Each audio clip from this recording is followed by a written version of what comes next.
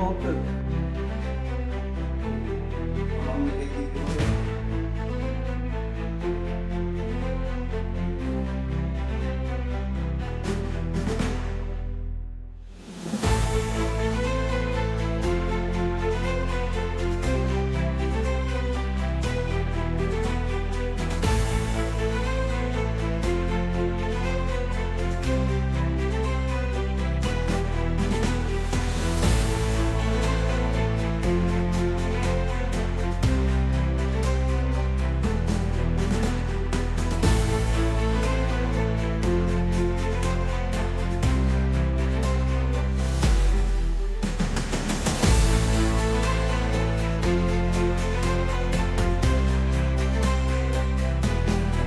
Бүгүнкү күндө Кыргыз Республикасынын куралдуу күчтөрүнүн 2026 жылы окуу планынын негизинде Араван районунун аймагында коопсуздук 2026 биргелешкен командалык штабтык машыгуу өтүп жатат.